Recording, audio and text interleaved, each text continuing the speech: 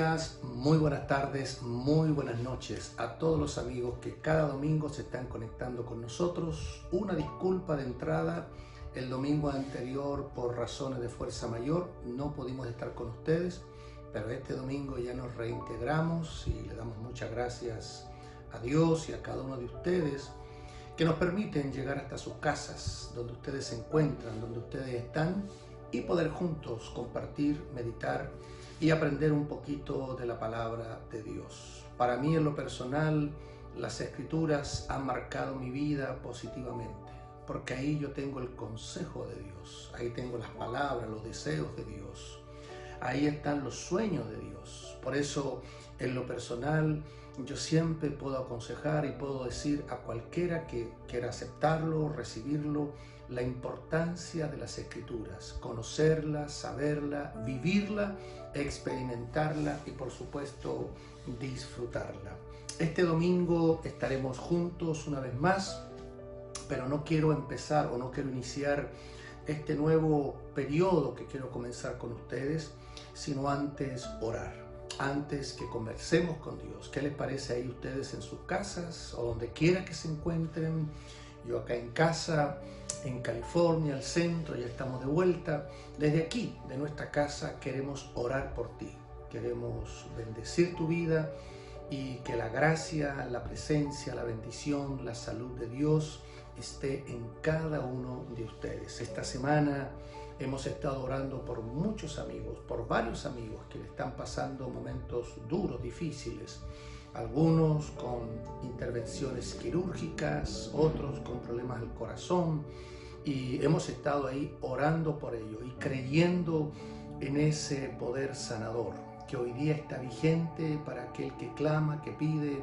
Y como bien dicen las Escrituras, pide y se te dará. Así que esta mañana o donde quiera que te encuentres, tarde o noche, que el Señor también traiga a tu vida descanso, reposo, salud, fortaleza espiritual. ¿Qué te parece si juntos nos unimos en oración y podemos orar por nosotros, pero también por nuestro entorno inmediato o por nuestros amigos que están pasando a lo mejor un problema difícil, complicado, pero que la gracia de Dios les acompañe y esté con cada uno de ellos? Padre, queremos tomarnos estos momentos primero para darte gracias, agradecer todo lo bueno que tú eres. Tú eres un Dios dadivoso, amoroso, eres un Dios que provee y provee abundantemente. Hay tantas experiencias que podríamos contar, testimonios que podríamos dar en lo personal, familiar, cómo tú obras en favor de nosotros, la vida, la salud, los alimentos, el vestuario, la esposa, el esposo, los hijos, la familia en general, lo que tú nos provees diariamente, el trabajo, el tener, Señor, este momento también de estar juntos y el experimentar tu presencia, que seas tú, Señor, el que esté obrando en cada vida y en cada corazón. Quiero darte gracias por permitirnos llegar hasta estas casas, hogares, familias, y oramos, Señor, por cada una de sus necesidades. No las conocemos, no sabemos, pero también tu palabra nos enseña, Señor, que tú conoces todas las cosas y que tú sabes suplir abundantemente a aquellos que confiamos y creemos en ti. Tú dijiste en alguna ocasión, si teníamos fe como un grano de mostaza, así tan pequeño como ese grano, nosotros le diríamos a este monte, muévete de aquí para allá, y ese monte se va a mover. Y nosotros, Señor, queremos hoy día clamar, pedir, orar, interceder por aquellos que necesitan salud, restauración, sanidad. Quizás sanidad en su matrimonio, sanidad en su vida personal, o quizás pasando algún bache económico, financiero. Desde aquí oramos por ellos, para que seas tú, Señor, el que esté obrando de manera eficaz, poderosa en cada una de sus vidas. Muchas gracias, Señor, porque sabemos que tú nos oyes, que tú nos escuchas. Yo agradezco, Señor, el que cada una de nuestras oraciones y nuestras palabras estén consideradas en tu trono, en tu presencia en el cielo. Queremos darte gracias este día por tu fidelidad, por tu grandeza y por tu amor. recibe de nuestra parte toda nuestra gratitud, nuestra alabanza, nuestra exaltación. Y gracias, Señor, por todos aquellos que se van a conectar, ya sea en vivo y en directo o en la posteridad, en algún momento de su día, y van a escuchar esta palabra. Muchas gracias. Quiero darte a ti por todo lo que eres y por todo lo que haces en cada uno de nosotros. Todo esto, Señor, lo pedimos, lo clamamos, no por nuestros méritos, sino por los méritos de Jesucristo, nuestro Señor. Y a ti te damos toda honra y gloria. Amén y amén. Bueno, cada semana uno está pensando qué puedo enseñar, qué es lo pertinente, qué es lo mejor. Y hoy día estamos tan rodeados de tantas enseñanzas, predicaciones, que todas indudablemente tienen un aporte significativo en nuestras vidas. Pero estaba pensando esta semana sobre qué viene después de nuestra conversión, qué viene después de nuestro nuevo nacimiento o qué viene después de haber entregado nuestras vidas a Cristo.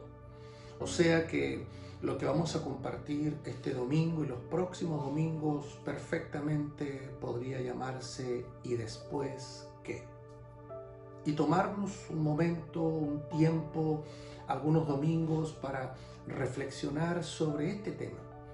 ¿Qué pasa después que nosotros ya somos hijos de Dios y que ya le conocemos y que ya entramos en una relación con Cristo?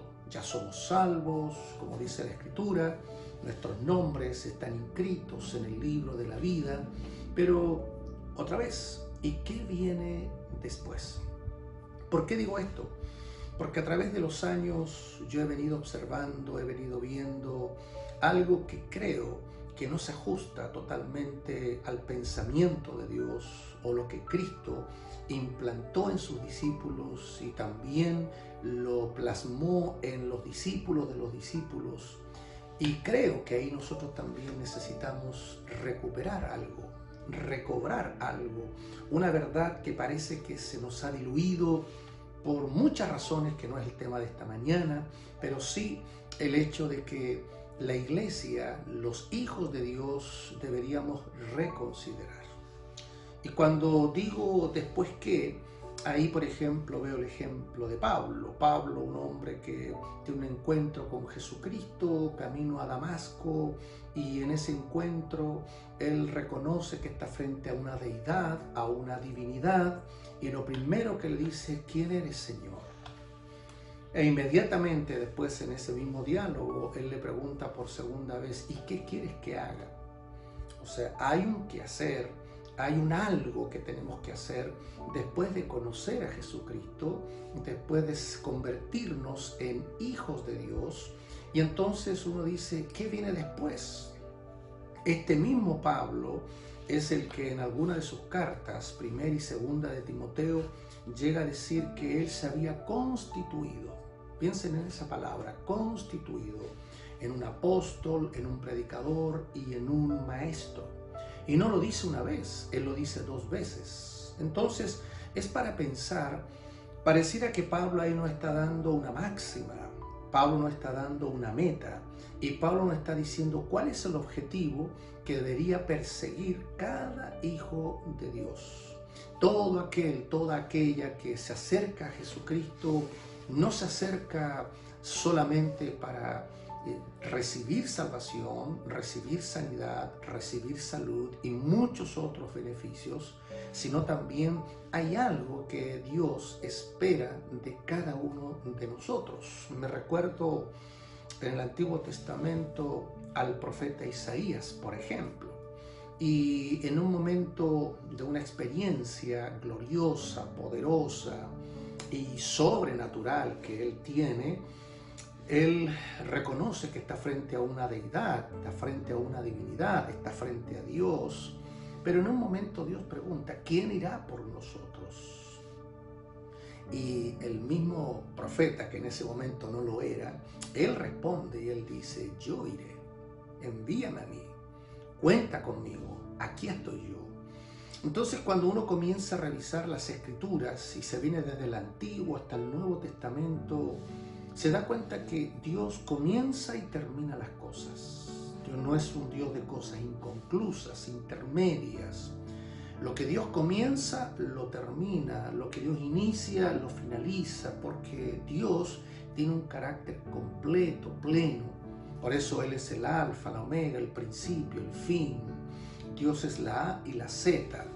Por eso cuando hablamos de Dios y del carácter de Dios, estamos hablando de un Dios que no deja cosas inconclusas. Es un Dios que comienza, pero que también termina. Y nada más como un ejemplo de muchos otros que podríamos considerar a través de las Escrituras. Estamos en la creación, allá en Génesis capítulo 1, y vemos que cada día Dios iba haciendo algo nuevo.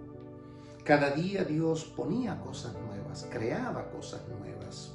Pero al final Él dice que Dios vio lo que había hecho y que todo era bueno y bueno en gran manera. O sea, tenemos un Dios, creemos en un Dios que comienza y termina, en un Dios que tiene puntos finales, tiene objetivos, tiene metas.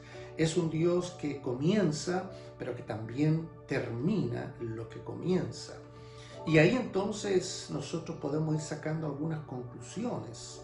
Cuando Dios llama a Noé, por ejemplo, lo llama para que construya un barco. Pero Noé no deja las cosas inconclusas. Fueron muchos años que él estuvo construyendo ese barco. Según las Escrituras, más de 100 años, 120 años construyendo un barco. Un tiempo suficiente para fatigarte, para cansarte y para decir hasta aquí no más llego. Sin embargo, vemos a un Noé que fue fiel a lo que Dios le había dicho, lo que Dios le había planteado, el plan que Dios tenía para él, que era construir ese barco. Un barco que en definitiva lo iba a beneficiar a él mismo y a toda su familia. Pero vemos ahí cómo Dios trabaja con Noé, en el carácter de Noé, un hombre que comenzó, pero que también terminó su tarea. Y seguimos nosotros revisando la historia, un Moisés que fue llamado por Dios para sacar a Israel de la esclavitud y llevarlo por el desierto. Y él saca a su pueblo, a Israel, y lo lleva por 40 años hasta que quedan a las puertas de la tierra de Canaán, o la tierra de la leche y la miel, y Dios se lleva a Moisés, o más bien Moisés termina sus días en esta tierra. Después de Moisés tenemos a Josué. Josué exactamente igual, es el conquistador, es el que comienza a ingresar a la tierra prometida, a la tierra de los gigantes, a la tierra de los enemigos, y él tiene que ir batalla por batalla, guerra por guerra. Y de acuerdo a lo que nosotros vamos leyendo en esos 24 capítulos, que es el libro de Josué, vemos una bitácora pero espectacular de un hombre que comienza y termina su tarea. Y así nosotros podemos considerar muchos más hombres, mujeres que fueron llamados por Dios con una meta específica, un plan específico, pero que comenzaron y también terminaron. Hay un verso allí en el Nuevo Testamento escrito, más bien dicho, por el apóstol Pablo, allá en Gálatas capítulo 6. Él dice: no nos cansemos de hacer el bien, que a su tiempo segaremos si no desmayamos.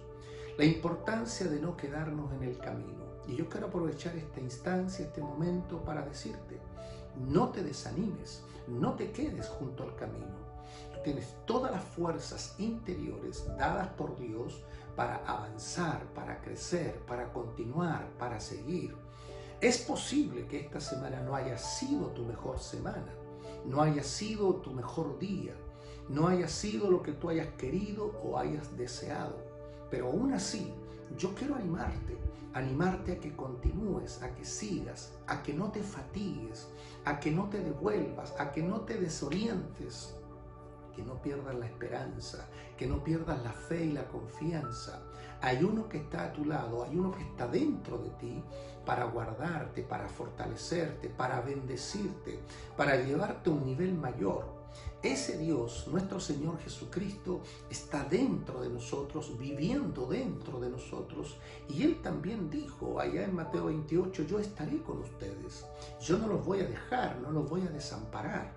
Donde ustedes vayan, yo estaré con ustedes. Él duerme con nosotros, despierta con nosotros, camina con nosotros, va y viene con nosotros. O sea, donde quiera que tú te encuentres en este momento, en este minuto, quiero que pienses y reflexiones.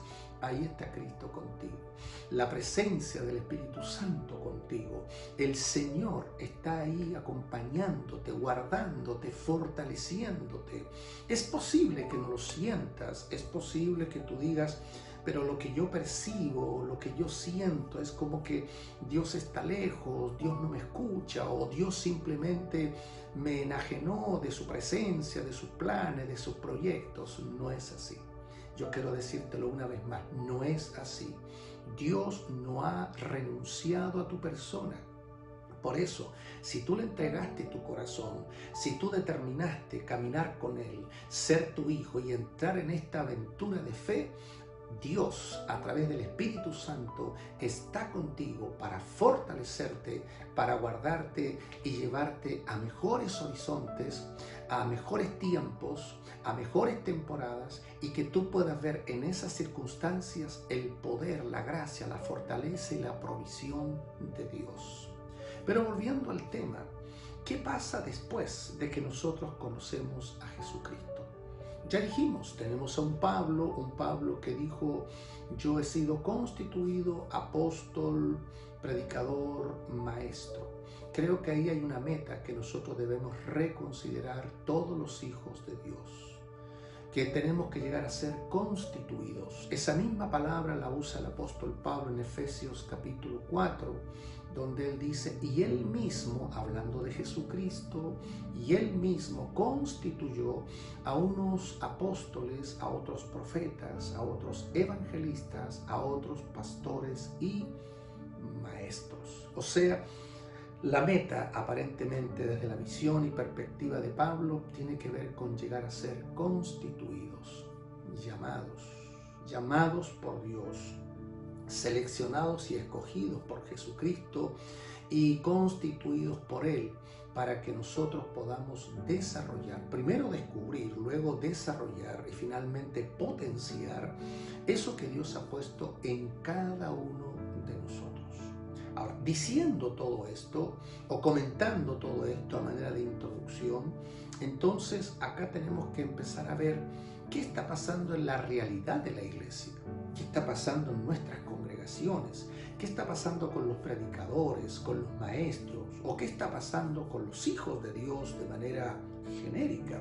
Creo que aquí tenemos que replantearnos algo que está muy aquí con la palabra, con la escritura. Yo no estoy diciendo nada nuevo, esto que estoy compartiendo no es una super revelación, no es algo que Dios trajo del cielo en este tiempo 2023, no, para nada. Es algo que está en la escritura, pero que parece que nosotros hemos descuidado, parece que nosotros hemos dejado de lado. Partamos del principio para responder esta pregunta y dar introducción a responder esta pregunta, porque vamos a seguir otros domingos en este mismo tema. Jesucristo, cuando asciende o está por ascender, Él le dice a sus discípulos, vayan y hagan discípulos. ¿A quiénes se lo dice? No a las multitudes, no a los congregantes, no a los simpatizantes, ni siquiera a esos religiosos hostigosos que llegaban ahí al lado de Jesús para justamente tirarle preguntas capciosas a ver si podían ver a Jesús equivocarse, cometer algún error. De ninguna manera. Esta premisa, esta misión, esta tarea, esta responsabilidad, Jesucristo se la dio a un grupo selectivo, a un grupo pequeño, a un grupo de discípulos. Y Él dijo, discípulos, yo quiero que ustedes vayan y hagan discípulos. Lo estoy parafraseando y lo estoy exagerando un poquito para que entienda hacia dónde quiero ir. Así que lo que el Señor Jesucristo está poniendo en manos de los discípulos es que ellos vayan y hagan otros discípulos. Pero si usted revisa, volviendo a la vida de Jesucristo, al ministerio de Jesucristo, cuando él toma a estos hombres, que fueron 12 en definitiva, habían otros más, están los 70 que envió a predicar y los 120 que terminan en Hechos capítulo 1, ahí uno se da cuenta que el grupo de Jesucristo era un grupo reducido, era un grupo selectivo. Ellos habían sido apartados, seleccionados para conocer a Jesucristo y luego para cumplir la misión de Jesucristo, que son las dos cosas básicas del discipulado: conocer a Jesucristo, la persona de Jesucristo, y cumplir la misión de Jesucristo, porque en definitiva el conocer a Jesucristo es entrar a su reino, y el entrar a su reino es reconocer su señorío, y el reconocer su señorío en realidad no tiene que ver con nosotros ni nuestros caprichos o sueños o proyectos, tiene que ver con los proyectos de Dios. Ya ahora no nos pertenecemos a nosotros mismos, ahora en Cristo nos pertenecemos a Él, o le pertenecemos a Él. Por eso Pablo lo dijo muy bien en esa carta a los discípulos de Galacia, cuando él le dice: ya no vivo yo, mas Cristo vive en mí, o más Cristo vive a través de mí. Pablo entendió y captó hacia dónde Jesús quería llevar a sus discípulos, porque de eso se trata el discipulado en definitiva. Cristo dentro de nosotros, a través de nosotros y entre nosotros. Recuerda esas tres premisas: en nosotros o dentro de nosotros, a través de nosotros y entre nosotros. O sea, en definitiva, aquí siempre todo se trata de Jesucristo. Que Él sea exaltado, que Él sea glorificado, que Él sea ponderado, que Él sea aplaudido. Ya sea que tengas un don sobresaliente o no, ya sea que cantes, que prediques, que enseñes, que tengas un grupo de célula o de casa iglesia, o que Dios te use poderosamente en profecía, en milagros, en señales, sea lo que sea que nosotros estemos haciendo, todo es por Él y para Él, para darle a Él toda la honra, el reconocimiento, la gloria, y que Él se lleve en definitiva los aplausos.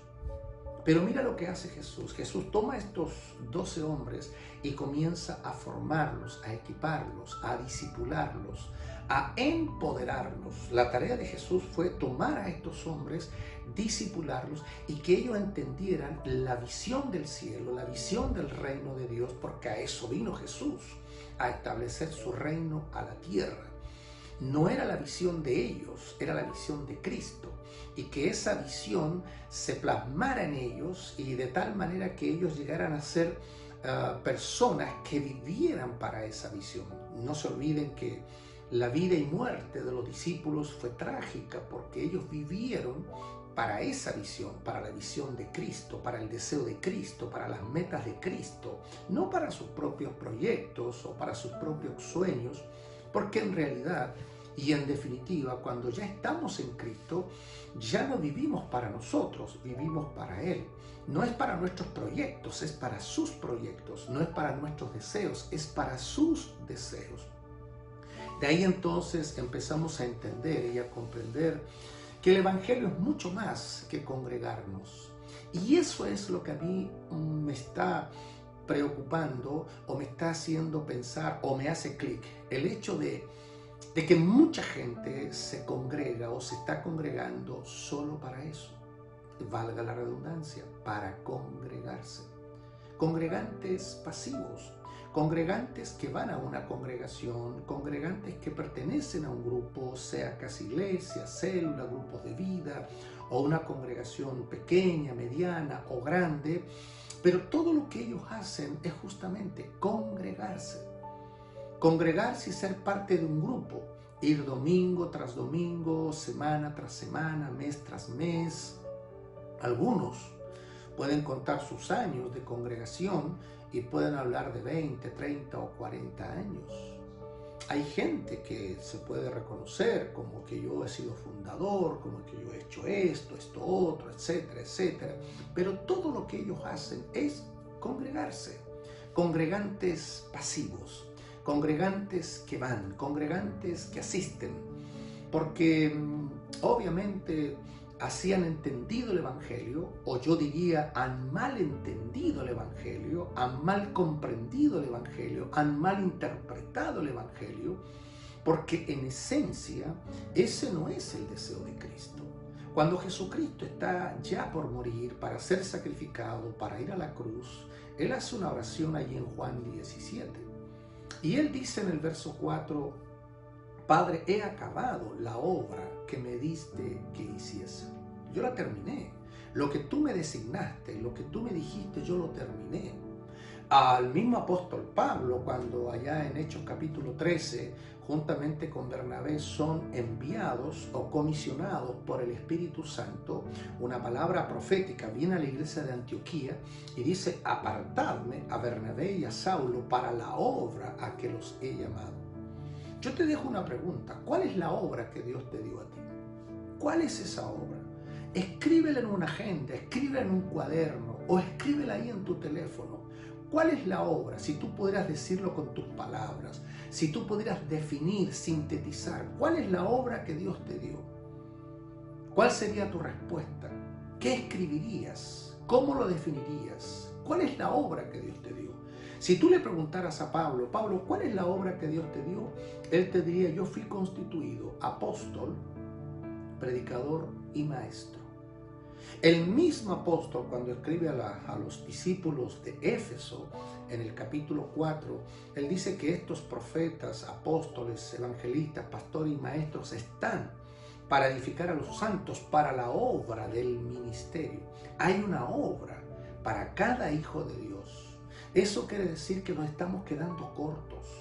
Cuando nosotros estamos pensando que nuestra vida cristiana, nuestra vida religiosa, nuestra vida espiritual solamente va a consistir en congregarnos. Por eso no nos alegremos mucho ni nos jactemos demasiado cuando decimos es que yo ya llevo 30 años congregándome. Yo le preguntaría a esa persona en esos 30 años, ¿cuál es la obra del ministerio que Dios te ha dado a ti? ¿Cuál es la obra del ministerio que Dios te ha designado a ti? ¿Cuál es la tarea? ¿Cuál es la asignación que Dios te ha dado a ti? Porque el congregarnos por congregarnos en realidad no es en definitiva el propósito final de Dios. No es lo que Dios quiere o desea para cada uno de nosotros. Es mucho más amplio, tiene mucho más ribetes, tiene muchas más raíces. Lo que Dios ha designado para cada uno de nosotros no se circunscribe a estar congregados y simplemente ser parte de una congregación. Nosotros cada uno hemos sido llamados para una obra, para una tarea. Por eso hoy día he comenzado, y es lo que quiero dejar más o menos como introducción, nosotros hemos sido llamados para algo. Hay un propósito, hay un deseo, hay una voluntad. Por eso la pregunta es, ¿y qué viene después? ¿Y qué viene después de ser hijos de Dios? ¿Y qué viene después de ser congregantes o de conocer a Jesucristo? ¿Qué viene después de mi nuevo nacimiento? ¿Solo congregarme? ¿Solo asistir? ¿Solo ser parte de un grupo? Bueno, es lo que queremos ir respondiendo en los próximos domingos. Pero desde ya, yo quiero decirte, todos nosotros, los hijos de Dios, todos, sin excepción, hayas ido a un seminario o nunca hayas pisado un seminario, conozcas mucho la Escritura o no conozcas tanto, lo que yo quiero decirte hoy día, todos nosotros, los hijos de Dios, hemos sido asignados a una obra, a una tarea que Dios nos ha encomendado. Y yo oro para que Dios nos muestre, para que Dios nos inquiete, para que Dios nos revele hacia dónde tenemos que dirigirnos. Tenemos mucho material que podríamos compartirte, material escrito. Si tú deseas en algún momento o tienes preguntas, inquietudes, escríbenos con toda confianza. Es nuestro deseo ayudarte gratuitamente. Si tú hasta ahora eres parte de una congregación, pero quieres ser una persona más activa o una persona que quiere aportar lo que Dios ha puesto en su vida, o hay una inquietud en tu corazón, hay preguntas, hay interrogantes, con toda confianza tú puedes escribirnos y con mucho gusto y placer nosotros desde acá contestaremos tus preguntas y te ayudaremos. Pero sí, y yo quiero cerrar diciendo, ¿qué viene después? ¿Qué viene después de que nosotros hayamos recibido a Cristo en nuestros corazones? No es para sentarnos en una silla, no es para mirar cómo otros trabajan, no es simplemente para convertirme en los muchos pasivos que hay en las congregaciones, en los muchos sentados que hay en las congregaciones, en los muchos que miran. Yo le llamo a la familia Miranda, son los muchos que siempre están mirando pero no hacen nada. Yo creo que el Señor nos llamó a algo mucho más específico, que está a la luz de la Escritura, y por supuesto en cada uno de los contextos donde quiera que te encuentres, el Señor va a ir dando claridad, luz, revelación hacia dónde Dios nos quiere llevar a cada uno de nosotros. Hasta hoy, o por hoy, vamos a llegar hasta aquí. Esto es más que nada una introducción que yo quise hacer, pero los próximos domingos vamos a seguir hablando ¿y después qué? Esa va a ser una serie, ¿y después qué? He estado pensando que hasta podría convertirse en un manual, en un libro, así que ahí estoy pensando algunas ideas, escribiendo, etcétera, etcétera. No te olvides, si lo quieres compartir este video con amigos, familiares, conocidos, con toda confianza, ahí donde dice compartir, regálaselo a alguien que le pueda servir y que le pueda ayudar, y desde aquí quedamos a vuestra disposición. Desde el centro California, Estados Unidos, reciban nuestros abrazos, cariños desde nuestra familia, mi esposa y todos los servidores de nuestra comunidad de vida. Les abrazamos y les deseamos lo mejor. Que Dios les bendiga, y Dios mediante será hasta el próximo.